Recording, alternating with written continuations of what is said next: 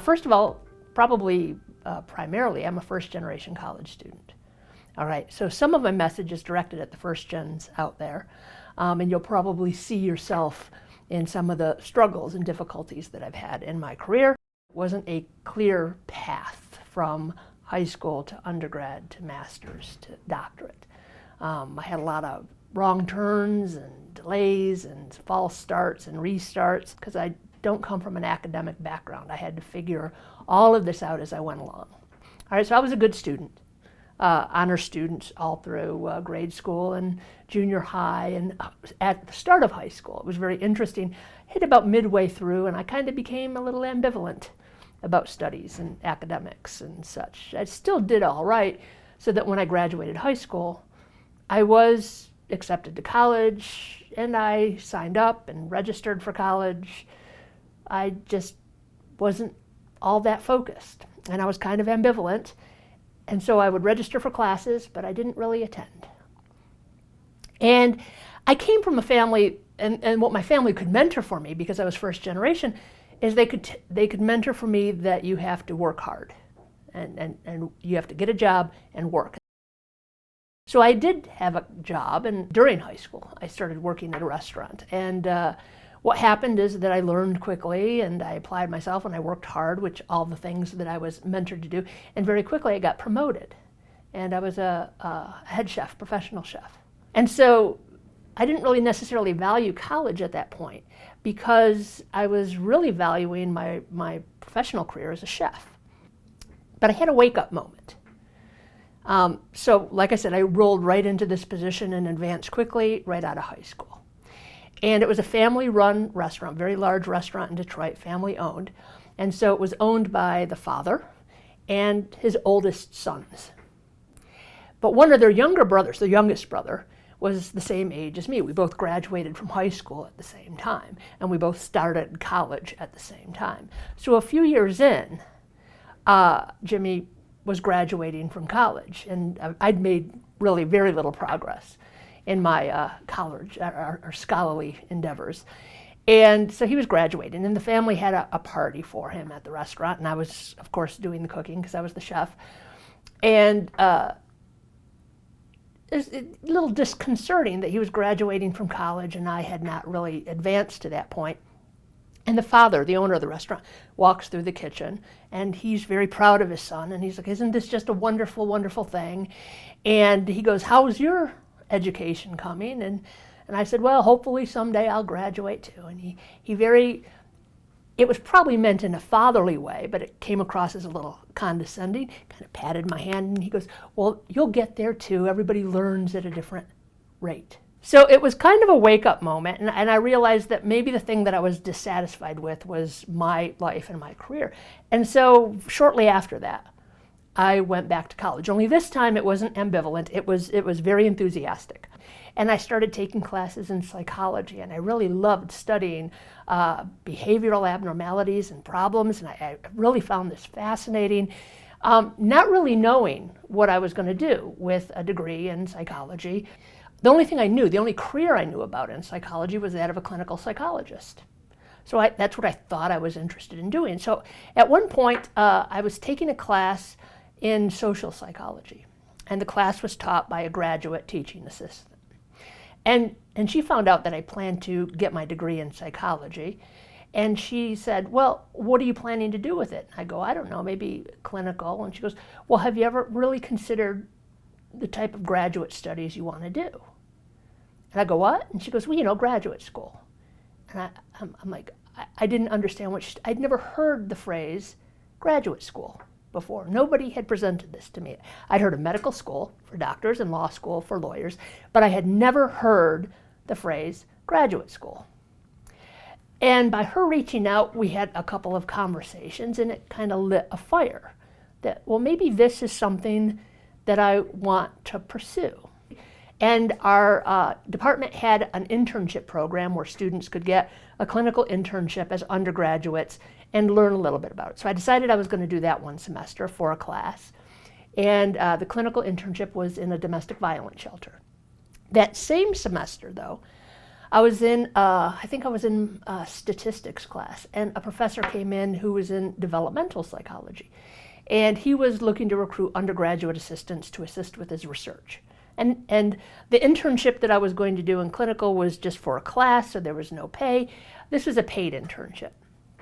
So I said, yeah, why not? So I called up his laboratory and I said, hey, I'm interested in doing this. And they brought me in for an interview. And so I was accepted to his laboratory to do undergraduate research with him. So the same semester I did 2 internships, one in research and one in clinical. And I learned a lot in that semester. I learned that I loved research. So I did this research internship, and I'm learning about data management and data entry and running analyses and learning how you answer questions with data. And it was fascinating to me. But also that semester, I met Darby. Darby was a graduate student in the laboratory. He was working on his doctorate, not in developmental psychology, but in industrial psychology. And Darby was a first-generation college student. He was also, I think, at that time, the only African-American male in the psychology department. And he was working on his doctorate. And Darby became what was my first mentor. And I learned a lot from him. I learned what graduate school was about. I learned what graduate education was about. And I started to realize that I was probably going to be pursuing a research degree in psychology. And so I applied for graduate school and a research graduate studies with one of the faculty in that department, and was accepted to graduate school, and things progressed pretty quickly there. So I got my bachelor's degree, and I got my master's degree, and I got my doctorate, and loved it. Loved the research, loved conducting research, loved the ideas. Also, I worked with animals, and I loved animals, so I had a lot of fun with it. And so I finished my degrees, and it was time to do postdoctoral work. So I got a research associate position at the Health Science Center here in Texas, at Texas Tech. And so I moved to Texas Tech, and so I started running the laboratory. And with this, I learned some other things. I loved working with undergraduate students. I actually managed and trained teams of them and had a lot of fun doing it. I loved conducting the research. I loved running around the laboratory. But I actually had a new struggle and a new question. I struggled with writing. All right. Now, here's the thing that I didn't know. A lot of academics struggle with writing. A lot of academics struggle with confidence in their writing. Now, at this time, nobody talked about things like imposter syndrome. And nobody talked about the difficulties with writing. And instead, everybody walked around very self-assured and very confident. And so I started thinking about this as a me problem instead of a community issue, because nobody was talking about this at the time. But it led me to some questions. Again, does this quite fit, or should I be looking for something else? So I said, well, what else could I do with a doctorate? And I started looking for other positions at Texas Tech, which brought me into institutional administration and responsible research. In fact, my first position was talking about responsible research education and talking to students and graduate students. Now, I was well versed in this. Again, I mentioned that I worked with animals, so I knew a lot about the ethics of conducting animal research. I was trained in a psychology department. I understood a lot about the ethics associated with conducting research with humans. And I actually had been required to take ethics courses. So I knew a lot about this information. And it's really kind of funny, because when I was doing research, I was not an enthusiastic participant in areas of compliance. That doesn't mean I didn't comply. It meant when it came to oversight, when it came to lab inspections, I did not necessarily love those situations. When it came to mandatory training and safety, I was not an enthusiastic participant. But there was reasons for that. For example, the safety training that was required of me didn't address any of the safety issues we had in our laboratory. But I learned a whole bunch about issues of safety that had nothing to do with our work. So it was not directly applicable. So I didn't really want to spend my time memorizing stuff that didn't apply to my work. So I learned something about it. And it's also why I think I'm quite good at what I do. is that I understand reluctance, I understand the frustrations, and so I really work with students to make them understand the whys. Why is this beneficial to them? But I also expand the topics so that I address some of the things that I struggled with. I address imposter syndrome. I address difficulties with writing so that they realize that these struggles are not simply their struggles. They're struggles that a lot of people address. And I've implemented it, and the division has absolutely utilized it. We don't simply see it as here are the rules associated with research, but we present it as here's the research world. And this is why you want to engage in these types of compliance or regulated behaviors. Okay, now from all of this, I actually have some messages for students, and a lot of this is for first-generation students, so that you understand what happens and why you face some of the challenges that you do, that I faced. First of all, there are secrets around the university that nobody intended to keep secret. All right, I didn't know what graduate school was. Nobody was keeping that a secret from me, but nobody ever thought to tell me about it until I was already very, very involved in getting a degree. All right, so there are secrets in academic jargon. There are terminology that people use that might not be clear to you. And it's not that they're trying to impress you with their brilliance or keep you out of the club. They're just not thinking about the fact that maybe nobody told you about it. And this is a particular message to first-generation college students, because you can't go to your families and ask for clarification. They don't understand the university system. My second message, that every career has positives and negatives. And it's important to pay attention to that, and it's very important to pay attention to whether the negatives are outweighing the positives. Because if that's the case, if you're more miserable than happy, it might be time to change careers. All right, when I was in the restaurant, a positive is, I think at that time in my life and in that career, I never laughed harder in my life and never have laughed as hard since. And yet, I was also very frequently angry and frustrated.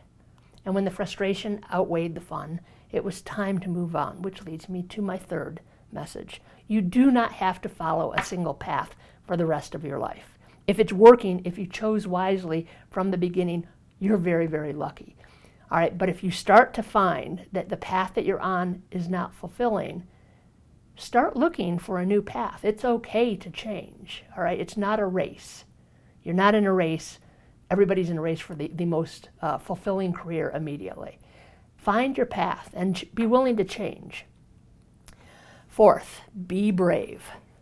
Ask questions, contribute, participate. Seek out training around the campus. Go to seminars that are listed on TechAnnounce. Look for information. When you ask questions, if you encounter somebody who's mean or not helpful, move on to the next person. All right? Occasionally, people don't want to help. That's rare, actually. Most people around universities absolutely want to help students. That's why we're here. But periodically, we have bad days. So if you encounter somebody who's having a bad day, search for somebody else or come back at another time and ask them again. So you have to be brave. And search for mentors. I found Darby. That was my first mentor. He was not my last mentor. I've had many since then. So be brave and seek out these people who want to help you with your career, that want to invest in your career goals. Be willing to help others. So you're asking other people for help, and that's wonderful. But now it's your turn to give. I don't just mean help your supervisors or help your professors. I'm talking about helping people that might be subordinate to you. I remember one of the recommendations that was made to me when I went to graduate school. There was an administrative person in the department, and he said, if there is a butt to be kissed, it's hers. All right? Because a lot of graduate students can be dismissive of administrative or staff personnel. All right, but when you got into a bind, Dana was your gal. She would get graduate students out of problems like you wouldn't believe. So be helpful and be respectful to other people.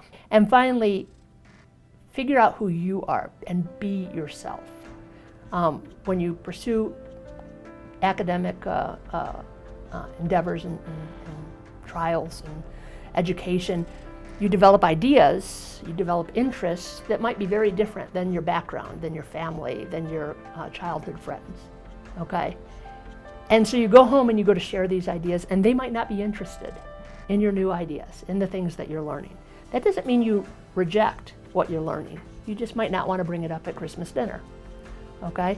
But also, your family background is part of who you are, all right? But it might not mesh with your new professional goals. You don't reject that. It's part of who you are. You just put on a different hat at work, all right? But ultimately, you have to find a place in your life where you are always able to be your true self.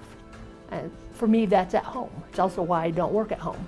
When we had the option to work from home coming back from COVID, I am in my office every day because at home I'm a little too rude to be engaged with the academic community. When somebody gets rude with me at my house, I get offended by that because they're talking to me in a manner that I don't think is acceptable in my own home. So I'm not as tolerant at home as I am in the office. So I came back to the office, all right? So find the place where you get to be your true self, and find a place that you're able and you're accepted to be your true self.